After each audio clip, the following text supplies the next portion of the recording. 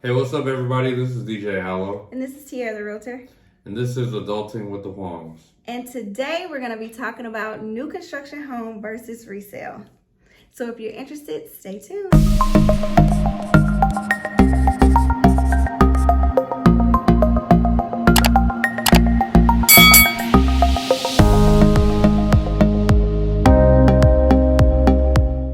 Okay guys, so if you're back, that means that you're interested in finding out the differences between new construction home and resale homes.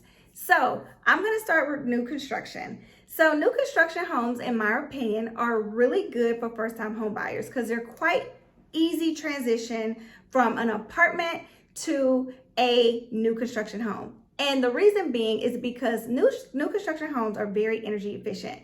So a lot of the builders use high-end technology, energy efficient technology that basically helps impact your utilities, mainly, your electrical bill, your light bill.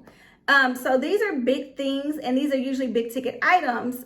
Coming from an apartment to a home, these bills can kind of skyrocket. So you kind of want to keep it really, really close. So if you want to do that, definitely do a new construction home because, like I say, they'll be very comparable. Now, there are things that you can do in a resale home that will assist with your electricity bill, and that's like solar panels, updating your window sills, and all that good stuff.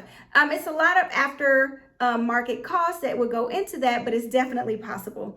Also, the second thing that's beneficial about a new construction home, if you are a first-time home buyer, is going to be the fact that they have builder warranties. So builder warranties come in three different sets. Usually some builders offer more warranties, but the common warranties are going to be your first year, which is your craftsmanship. The second year, which is going to include things such as plumbing, HVAC, and electrical. And then your third, which is your 10-year warranty, that's going to include the structural, the foundation, stuff like that. So those are really good things for a first-time home buyer for the simple fact that it's kind of like putting in a work order.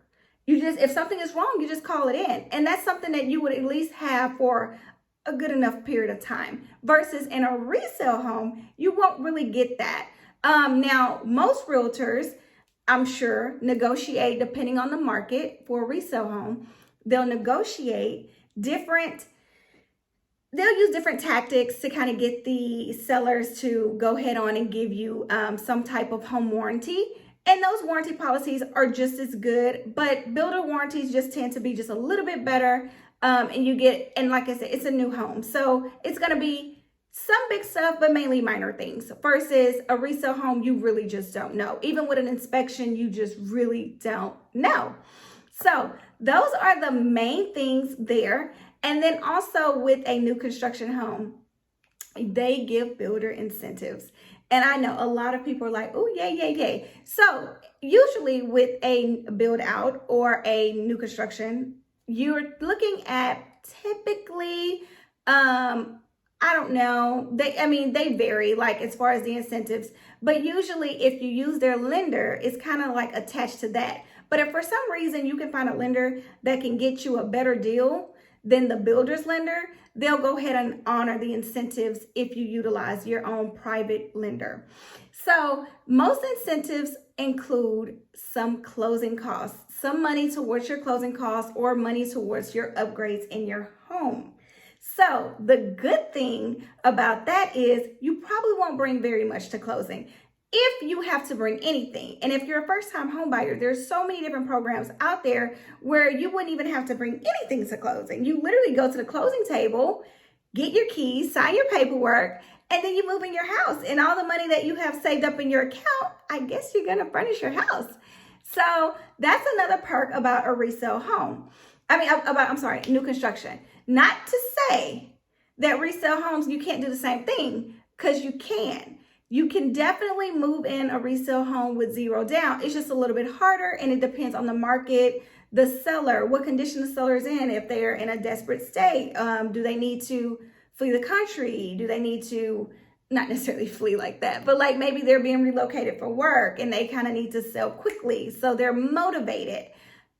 Or their house been sitting on the market for too long, or it's a buyer's market and they're like, hey, like I know there's plenty of homes on the market, but are those sellers offering all of your closing costs to be paid? So there are different ways that you can do it with resale. It's just a little bit more difficult, a little bit more challenging. So with new construction homes, you can also go ahead on and customize your home to your liking. So that's something that you can't do in resale, at least not initially. Now, after you close on a resale home, you could at that point, with your out-of-pocket costs, customize your home to your liking. However, with new construction home, if you decide to build out, you can pretty much have your home exactly the way you would like it, which is, beneficial in some cases and not. New construction homes also come with inventory. So their inventory homes are cool as well. They may have an additional incentive if you do an inventory home because these homes are already built and ready to go. So this is always something that's really good for new home buyers who really don't know what they want, or maybe not even a new home buyer or first time home buyer, maybe just someone who's like, hey, I'm really not that picky. I'm only going to be here for a few years and that's it. You know what I mean? I'm going to sell it anyway. So this isn't my forever home. So that's always a good thing. Babe, you're more than welcome to chime in at any time. One thing she mentioned earlier was in new construction, they have builder incentives towards closing costs. Sometimes instead of closing costs, it could be towards your upgrades as well, because if you upgrade, it definitely costs more, whether it's your elevation or the color of your cabinets or the flooring. So just be in mind that new construction is customizable for the right price, right? Versus a resale, which you have to buy it as is, and you have to go through the home inspection part of the deal and see what's actually wrong with it. That way, when it comes back, you can negotiate the seller's contribution, which also can help with fixing up the place. But as far as like you not liking the cabinet color, a resale house is not going to change the color because you don't like it. Like, you're going to have to take it as is and color it yourself. So just keep in mind that. And I want to touch on with the new construction home as well, you will need to get an inspection done before you sign on dotted lines. And that's where a realtor comes in, because the builder is going to tell you, oh, you have X amount of time, 1 year to get an inspection done on a home. But guess what? Once you sign on that dotted line, whatever you find out 6 months from now, it's your house. So if it's something that's fixable, they'll fix it. But if it's not, it's not. So always bear that in mind. So you always want to do an inspection regardless before you sign on a dotted line. Also, you want to think about with new construction home, you have the price per square foot. It's going to be more expensive on a new construction home. I mean, it's a new home. It's a new home. Everything's new. Most of the time, it's going to be pretty much up to date, modern, maybe a hint of contemporary, my favorite. But it's going to be up to date. So you're going to pay a little bit more for it, and it may be a little smaller. So if you're looking for something for a little bit more space, then at that point, you may want to get a resale home, get a little bit more space. It may be a little bit more dated, but you're going to get it for a cheaper price. And you can always, after market, go ahead and fix it up and do everything you want to do with it if it has the space that you need. So always bear that in mind. And I don't know if we touched on everything, but I'm almost positive those are like the main points of resale and new construction. But, I'm sorry, I actually forgot something. So something that's very important is the taxes. So when it comes to a new construction home, the tax rate may start up here, right? Because it's new construction, the tax rate may kind of start a little high. And then also, not only with the tax rate start out, my hair is like going crazy.